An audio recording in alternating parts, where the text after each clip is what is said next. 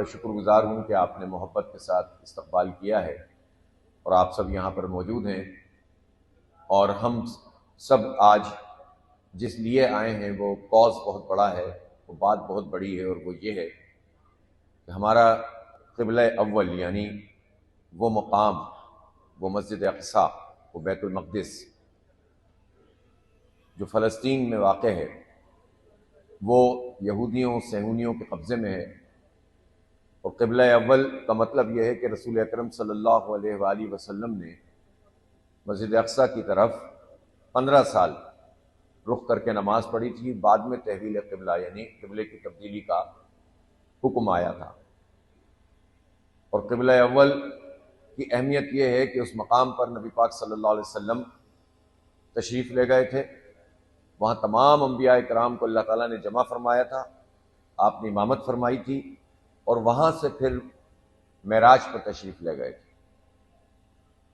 और जो आयत मैंने आपके सामने तिलावत की है वो यही सूरह असरा यानी सूरह बनी इसराइल की आयत है। वो पाक है वो ज़ात के जो अपने बंदे को मस्जिद हराम से मस्जिद अक़सा की तरफ ले गई, वो दूर की मस्जिद, वो अक़सा मस्जिद। तो क़िबला अव्वल हमारे लिए बहुत बड़ा हवाला है। और फ़लस्तीन की ये सरज़मीन, उस सरज़मीन पर जिस तरह से कब्ज़ा यहूदियों ने सहूनियों ने कर लिया है, तो उस कब्ज़े के ख़िलाफ़ जो मुज़ाहमत है वो बहुत बाबरकत है। उससे हमारा रिश्ता और ताल्लुक़ ईमान का ताल्लुक़ है, अक़ीदे का ताल्लुक़ है। और हम उस बड़े कॉज के लिए जमा हुए हैं कि हम उन सारे लोगों को जो बुनियादी तौर पर क़िबला अव्वल की आज़ादी के लिए लड़ रहे हैं और हमारी सरज़मीन कब्ज़े से छुड़ाने के लिए लड़ रहे हैं, उनके साथ हम इज़हार यकजहती कर रहे हैं। और फिर जिस तरह उन पर जुल्म हो रहा है, अब तकरीबन 60-61 हज़ार लोग ऐसे हैं, 51,000-52 हज़ार तो वो हैं कि जो रिकग्नाइज कर लिए गए कि ये शहीद हो गए, और मज़ीद 10-15 हज़ार वो लोग हैं कि जो मलबे के ढेर तले दबे हुए हैं। आप सोच सकते हैं कि किस तरह कत्लेआम हुआ है वहाँ। इसको कहते हैं नस्ल कुशी, जेनोसाइड। और ये अब हम नहीं कह रहे हैं, बल्कि अब तो आलमी अदालत ने इसको तस्लीम कर लिया है। दुनिया का हर बाज़मीर इंसान कह रहा है, चाहे मुसलमान हो गैर मुस्लिम हो। आपने देखा खुद यूरोप में और अमेरिका में कितने लोग हैं जो एहतजाज कर रहे हैं, कितने तलबा और तालिबात हैं जो अपनी डिग्रियां लेने से इनकार कर रहे हैं। उनको डिपोर्ट किया जा रहा है अमेरिका से, और वो अमेरिका जो दुनिया को इल्म का, तालीम का, ह्यूमन राइट्स, इन सब चीज़ों का दर्ज देता रहता है, उनका हाल ये है, उनकी जहालत का और घटियापन का हाल ये है कि उन तलबा और तालिबात को वो वहां से डिपोर्ट कर रहे हैं, उनको पढ़ने भी नहीं दे रहे। मामला है जैसे मेडिकल की शोबे के अंदर चौथे वर्ग में, छठे साल में हॉस्पिटल की जरूरत होती है, तो उन तमाम तो उन्होंने हार्वर्ड यूनिवर्सिटी की ट्रंप ने इमदाद भी बंद कर दी है। तो इस तरह के लोगों से वास्ता है इस वक्त इंसानियत को। ये मसला इंसानियत दुश्मनी का है जो इस वक्त अमेरिका और इसराइल और अब भारत, ये सब लोग जो है वो इंसानों के खिलाफ लोग हैं, इंसानियत दुश्मन लोग हैं, इनका एक इत्तेहाद है। लिहाजा हमारा कॉज बहुत बड़ा है कि हम इंसानियत दुश्मनों से इंसानियत को आज़ाद करवाएं। अपने क़िबला अव्वल की आज़ादी में जो लोग लड़ रहे हैं हम उनके साथ खड़े हों, इसमें हमें कोई पशेमानी नहीं होनी चाहिए। वो तो पूरी उम्मत की तरफ से फ़र्ज़ किफ़ाया अदा कर रहे हैं, वो तो अपने बच्चे अल्लाह के हुजूर पेश कर रहे हैं। जो 60,000 कैजुअल्टीज़ हैं, इसमें से 70% बच्चे और औरतें हैं, आप तसव्वुर कर सकते हैं। और अब तो डॉक्टर्स ने बात बताई है कि इसराइल बच्चों को बाकायदा स्नाइपर्स के जरिए से टारगेट करके शहीद करता है। तो इस तरह हमारी नस्ल मिटाना चाहते हैं।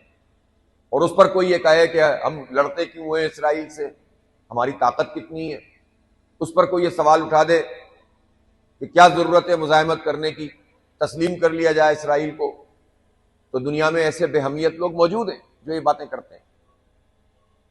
और हमें समझना चाहिए कि जो भी जालिम के आगे ढेर हो जाता है तो मुज़ाहिमत को छोड़ देता है, वो मजीद पीछे की तरफ जाता है, वो मजीद जलील ख्वार होता है। और आज वो मुस्लिम ममालिक जो अमेरिका को खुश करने के लिए, इसराइल को खुश करने के लिए या उससे खौफ खाकर फलस्तीनियों का साथ नहीं दे रहे, कल उनकी भी बारी आएगी।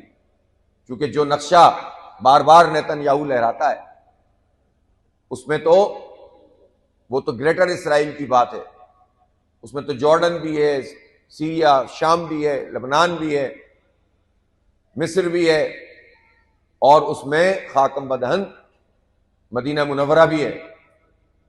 तो उनके अज़ाइम तो वाज़े हैं, दो टोक हैं। और मुस्लिम दुनिया में बेहमियतों का ऐसा टोला हम पर मुसल्लत है जो इसराइल से या तो दोस्ती किए हुए है या उसके आगे झुके हुए हैं। और दरहकीकत वो ये समझता है हुक्मरान तबका मुसलमान मुल्कों का कि हमारा इख्तिदार अमेरिका की वजह से है। हमारा इख्तिदार इसलिए है कि अमेरिका को हम सर्व करते हैं, उसके खिदमतगार हैं, और वो अमेरिका को नाउजुबिल्लाह खुदा का दर्जा देते हैं। और बदकिस्मती की बात यह है कि सिर्फ हुक्मरानों में नहीं, बहुत सारी जगहों पे अपोजिशन भी अमेरिका की तरफ ही देख रही होती है। खुद पाकिस्तान में इस वक्त जो हालात है, सब ये चाहते हैं कि ट्रंप के आशीर्वाद उसको हासिल हो जाए और हमारी बिगड़ी जो है वो बन जाए, नैया पार हो जाए।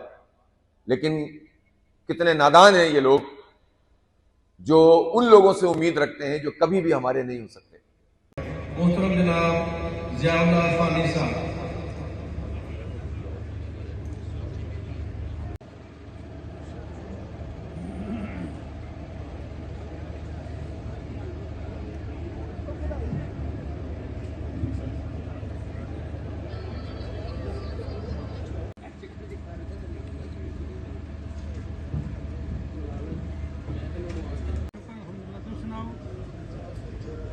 ठीक है, शुक्र अल्लाह का। इनाम का शेख मोहम्मद रिक्वेस्ट मामला है, जैसे मेडिकल की शोबे के अंदर चौथे पांचवें छठे साल में हॉस्पिटल की जरूरत होती है, तो उन तमाम को तबाह बर्बाद करके रखा हुआ है। लिहाजा इनके आगे झुककर हम कभी भी आगे नहीं बढ़ सकते हैं। तो गजा के मुजाहिदों ने तो पूरी दुनिया को यह पैगाम दिया है कि मुजाहिमत में जिंदगी है। बाज लोग हमें ये दर्ज देंगे और बताएंगे कि यह हमास को क्या जरूरत थी लड़ने की, और इसराइल की ताकत है जब लड़ नहीं सकते हैं, अब हमारे बच्चे शहीद हो रहे हैं। तो हम ये पूछना चाहते हैं कि क्यों लोगों को बेवकूफ बनाते हो? तुम्हें तारीख नहीं पता? हमास तो 1987 में बनी है, 1987 में। उससे पहले तो PLO थी, अल फतह, और उससे पहले तो ये कुछ भी नहीं था। तो ये तो काम 1880 से शुरू हुआ था। यहूदियों की आबादकारी और सेहूनी तहरीक बनना शुरू हुई, और 1897 में ज़ायनिस्ट मूवमेंट बनी, और उन्होंने ये तय किया कि हम दुनिया भर के यहूदियों को लाकर यहां बसाएंगे, और एक मरी हुई जुबान इब्रानी उसको जिंदा किया उन्होंने। और फिर उन्होंने तो यह मंसूबा बनाया, लेकिन जो दुनिया में उस वक्त भी बालादस्त ताकत थी वो बरतानिया की थी। बरतानिया ने फ्रॉड किया पूरी दुनिया के साथ। ये मगरबी तहजीब और उसके जितने सरखेल हैं, ये झूठे लोग हैं, ये मक्कार लोग हैं, ये दजल की तहजीब है। इनकी हिस्ट्री जो है वो झूठ और धोखे से भरी हुई है। एक तरफ इन्होंने अरबों से कहा कि हम तुर्कों से तुम्हारा इख्तिदार तुर्कों का खत्म करके तुम्हें यहां इख्तिदार देंगे, परवाना जारी करेंगे, और दूसरी तरफ सेहूनियों को यह परवाना जारी कर दिया, यहूदियों को यह परवाना जारी कर दिया। 1917 में यह डिक्लेयर किया कि हम तुम्हें तस्लीम करेंगे, और फिर जो जितने लोग मकामी लोग थे उनको उनकी अक्सरियत को अक़लियत में बदलना शुरू किया, उनकी जमीनों पे कब्जे शुरू किए।